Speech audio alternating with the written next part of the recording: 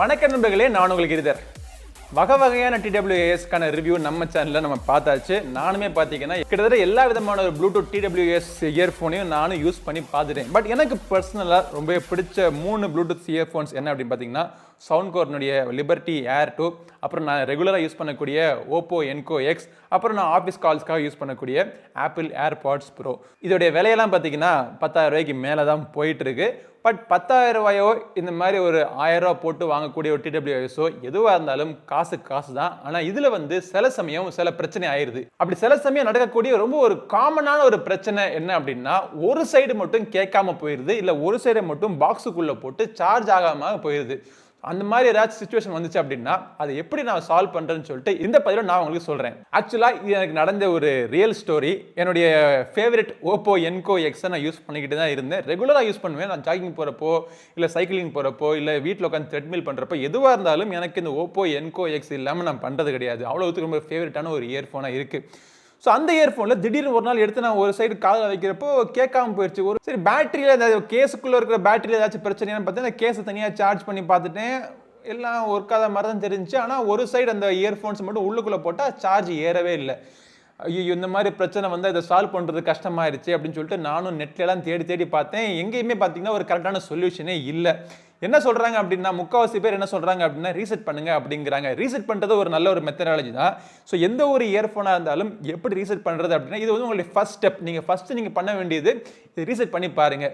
எப்படி ஒரு ப்ளூடூத் இயர்ஃபோனை, ஒரு TWS ப்ளூடூத் இயர்ஃபோனை ரீசெட் பண்ணுறது அப்படிங்கிறது ஒவ்வொரு ப்ளூடூத் இயர்ஃபோனுக்கும் வேறு மாதிரி ஸ்டெப்பு மாறுபடும் உங்களுக்கு. ஃபார் எக்ஸாம்பிள், இந்த ஓப்போ என்கோ எக்ஸ் ரீசெட் பண்ணுறதுக்கு இந்த சைடில் பட்டன் இருக்குது பார்த்தீங்களா, இந்த பட்டனை நான் 6 செகண்ட் வரைக்கும் தொடர்ந்து ப்ரெஸ் பண்ணிகிட்டே இருக்கணும். அதுக்கப்புறமா முன்னாடி இருக்கிற இந்த LED லைட் ரெட் கலரில் ஒரு விட்டு எரியும். ரீசெட் ஆயிடுச்சு அப்படிங்கிறது தெரிஞ்சு போயிடும். ஸோ இதை மாதிரி ஒவ்வொரு இயர்ஃபோன்ஸுக்கும் ஒவ்வொரு TWSக்குமே பார்த்தீங்கன்னா அதை ரீசெட் பண்ணுறதுக்கான மெத்தடாலஜி வேறு மாதிரி இருக்கும். அந்த எப்படி கண்டுபிடிக்கிறது அப்படின்னா, அந்த மாடல் நீங்கள் போட்டு இன்டர்நெட்டில் கூகுளில் சர்ச் பண்ணுங்க, இல்லை அதோட யூசர் மேனுவலில் பார்த்தா கூட உங்களுக்கு தெரிஞ்சு போயிடும். பட் இந்த மாதிரி ரீசெட் பண்ணுறது அப்படிங்கிறது சில எலக்ட்ரானிக் ஃபெயிலியர் இல்லாட்டி ஒரு சாஃப்ட்வேர் ஃபெயிலியர்னால வரக்கூடிய பிரச்சனையை சரி பண்ண முடியும். மெக்கானிக்கல் ஃபெயிலியரை எப்படி நம்மளால சரி பண்ண முடியும்? அதுவும் பார்த்தீங்கன்னா இது எல்லாமே டெலிகேட்டான எலக்ட்ரானிக் பீஸ். இதெல்லாம் நம்ம கழட்டி இதெல்லாம் ஈஸியாக நம்ம சரி பண்ண முடியாது. அப்படி இருக்கிறப்போ எனக்கு பர்சனலாக இதை நான் எப்படி சரி பண்ணேன் அப்படின்னா, இதை வந்து முதல்ல வந்து அது சொல்கிறதுக்கு முன்னாடி இதனால் ஏன் பிரச்சனை வருது அப்படிங்கிறத நான் உங்களுக்கு சொல்லிடுறேன்.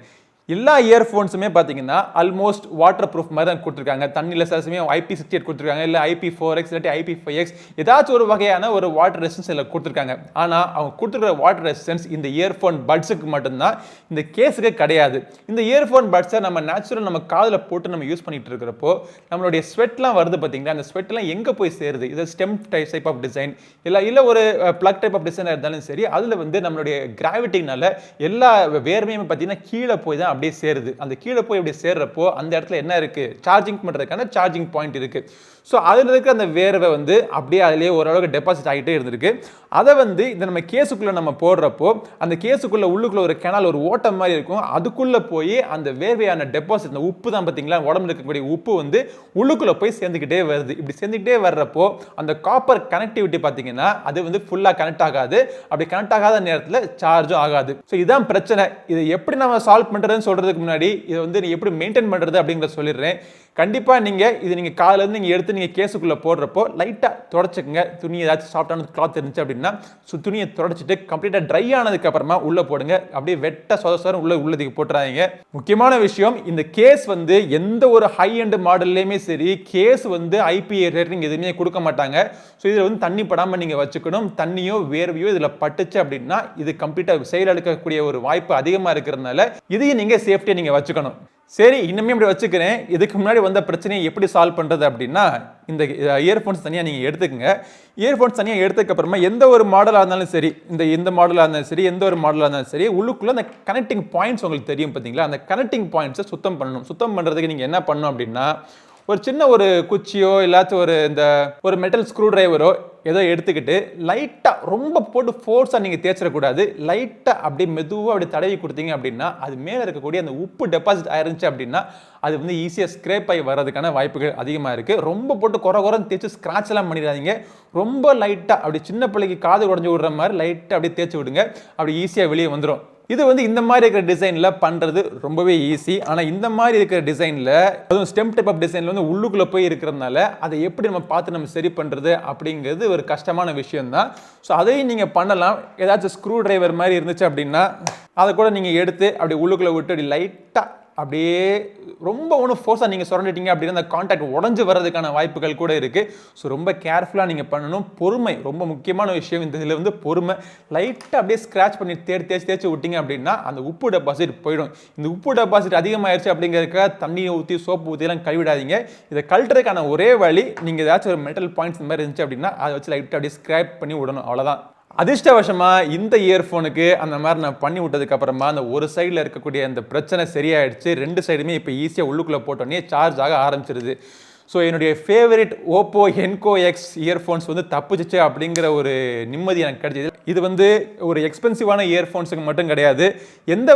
எந்த காசு போட்டு நீங்கள் வாங்கினாலும் காசுக்கு காசு தான். ஸோ நீங்கள் பத்திரமா நீங்கள் வச்சுக்கணும். ஸோ இதை சேஃபாக வச்சுக்கிறதுக்கு ஒரு சில டிப்ஸ் நான் உங்களுக்கு சொல்கிறேன். ஃபஸ்ட்டு வந்து எஃபிஷியண்ட்டாக நீங்கள் ஸ்டோர் பண்ணிக்கணும். எஃபிஷியண்ட்டாக எப்படி நம்ம ஸ்டோர் பண்ணுறது அப்படின்னா இதை நீங்கள் தனியாக தான் கழட்டு நீங்கள் காதில் நீங்கள் வச்சுருப்பீங்க. அதே மாதிரி நீங்கள் யூஸ் பண்ணாத நேரத்தில் சும்மா அப்படி தூக்கி போட்டுறாதீங்க. இதை பத்திரமா எப்பயுமே அந்த கேஸுக்குள்ளே போட்டு நீங்கள் வச்சுக்கிறது நல்லது.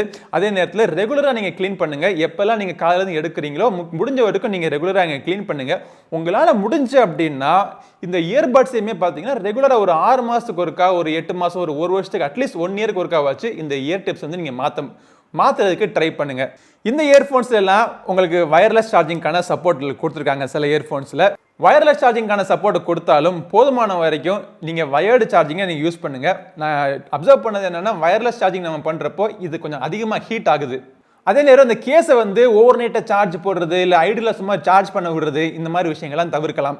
இது ஏன் சொல்கிறேன் அப்படின்னா இந்த மொபைல் ஃபோன்ல எல்லாம் ஓவர் சார்ஜ் ஆயிடுச்சுன்னா அதை சார்ஜிங்கை ஸ்டாப் பண்ணுறதுக்கான சர்க்யூட் உள்ள கொடுத்துருக்காங்க. பெரும்பாலான இயர்ஃபோன்ஸ் முக்கியமாக பட்ஜெட் செக்மெண்ட் இருக்கக்கூடிய இயர்ஃபோன்ஸில் அந்த மாதிரி ஒரு சார்ஜ் ஆனதுக்கப்புறமா ஸ்டாப் பண்ணுறதுக்கான சர்க்யூட் கொடுக்குறது கிடையாது. இது எல்லாத்தையும் தாண்டி உங்களுக்கு பிரச்சனைன்னு ஒன்று வந்துருச்சு அப்படின்னா நான் கவனித்த வரைக்கும் மக்கள் எல்லாருமே உடனடியாக யூடியூப்பில் போய் தேடுறாங்க. யூடியூபர்ஸ்ட்டை கொஸ்டின் கேட்குறாங்க. எங்களுக்கு தெரிஞ்ச வரைக்கும் நாங்கள் சொல்கிறோம். பட் நீங்கள் முதல்ல உங்களுக்கு பிரச்சனைன்னு வந்த உடனே நீங்கள் காண்டாக்ட் பண்ண வேண்டியது கஸ்டமர் கேர். இன்றைக்கி இருக்கக்கூடிய எல்லா ப்ளூடூத் இயர்ஃபோன்ஸ்லேயும் சரி, எல்லா ஆடியோ ப்ராடக்ட்ஸ்லையும் சரி மினிமம் 6 மாதத்துக்கான வாரண்ட்டி கொடுக்குறாங்க. ஸோ வாரண்ட்டி எப்படி கிளைம் பண்ணுறது அப்படின்னா நீங்கள் அமேசானில் வாங்கியிருந்தாலும் சரி, ஃப்ளிப்கார்ட்டில் வாங்கியிருந்தாலும் சரி, அங்கெல்லாம் போய் நீங்கள் வாரண்ட்டி நீங்கள் கிளைம் பண்ண முடியாது. நீங்கள் எந்த பிராண்டில் நீங்கள் வாங்கியிருக்கீங்களோ அந்த பிராண்டுடைய வெப்சைட் இல்லாட்டி அவங்களுடைய ட்விட்டர் ஹேண்டிலில் போயிட்டு அவங்களுடைய டோல் ஃப்ரீ நம்பர் நீங்கள் காண்டாக்ட் பண்ணி அவங்கள நீங்கள் காண்டாக்ட் பண்ணீங்க அப்படின்னா வாரண்ட்டியை நீங்கள் கிளைம் பண்ணலாம். ஸோ வாரண்ட்டி கிளைம் பண்ணி நீங்கள் இந்த மாதிரி சால்வ் பண்ண முடியாத பிரச்சனையாக இருந்துச்சு அப்படின்னா ரீப்ளேஸ்மெண்ட் ப்ராடக்ட் நீங்கள் வாங்கிக்கலாம். இதெல்லாம் சர்வீஸ்லாம் பண்ணி ரிப்பேர்லாம் பண்ண முடியாது, ரீப்ளேஸ்மெண்ட் தான். ஸோ அதோட வாரண்ட்டி பீரியடுக்குள்ளே இருந்துச்சு அப்படின்னா எந்த விதமான தயக்கமும் இல்லாமல் முதல்ல யூடியூப்லாம் போய் சர்ச் பண்ணாமல் கஸ்டமர் கேரை காண்டாக்ட் பண்ணி ரீப்ளேஸ்மெண்ட் வாங்குறதுக்கான வழியை பாருங்க. ஸோ இந்த பதிவு கண்டிப்பாக உங்களுக்கு ஹெல்ப்ஃபுல்லாக இருக்கும்னு நினைக்கிறேன். இதே மாதிரி இன்னொரு பதிவில் உங்களை மீண்டும் சந்திக்கும் மாதிரி உங்களிடம் வந்து விடைபெறுவது உங்கள் நண்பன் கிரிதர். வாழ்க தமிழ், வணக்கம். நன்றி, வணக்கம்.